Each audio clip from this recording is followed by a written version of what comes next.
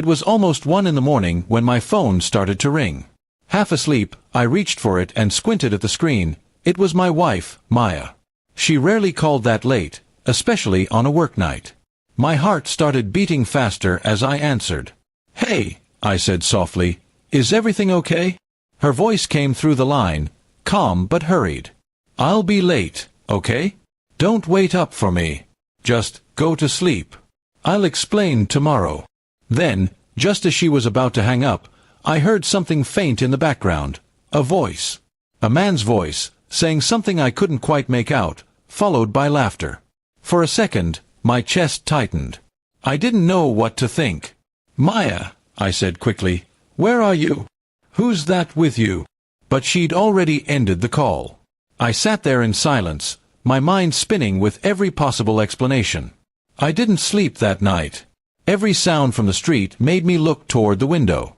By morning, I felt like I'd aged years. I wanted to believe her. Maya wasn't the type to hide things.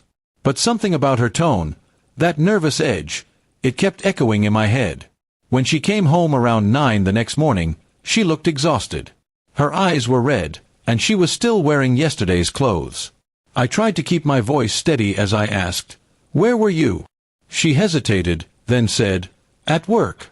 There was an issue with a client presentation, and we had to fix it overnight." I nodded slowly. "Then who was with you?" I asked. Her face changed for a moment, just a flicker of surprise before she smiled weakly. "My boss, and a few colleagues," she said. "Why?" I could have let it go, but the image of that late-night call haunted me. "I heard someone," I said. "A man's voice. You sounded nervous."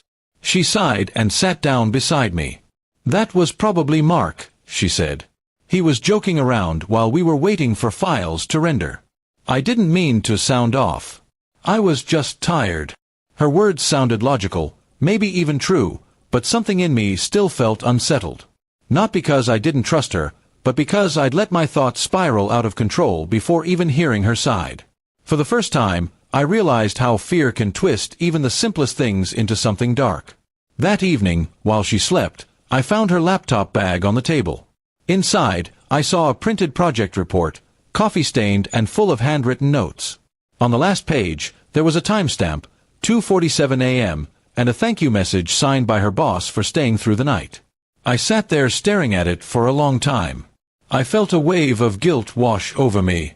I had doubted her when she was simply doing her job, working hard, and being the person she always was, reliable, dedicated, and strong.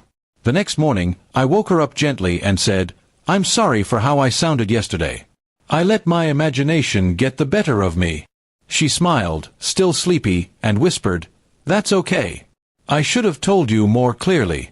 I didn't mean to worry you." For the first time in days, I felt at peace. That call, the one that had filled me with so much confusion, became a reminder of how easily trust can break if you don't protect it. Weeks later, we laughed about it over dinner. She teased me about being the overthinking husband, and I promised to believe her words before my fears next time. It wasn't just a lesson about trust, it was about communication, and how even love needs reassurance now and then. Sometimes I still remember that night, her voice, the echo behind her, the uncertainty that kept me awake. But now, instead of fear, it reminds me of how fragile love can be, and how strong it becomes when you choose faith over doubt. That one small moment at 1 a.m. didn't break us, it built us. Because what I said next that night, after hearing that voice, changed everything. I didn't accuse her. I simply said, "Be safe. Come home soon." And in that choice, to trust instead of question, I found the peace I didn't even know I'd lost.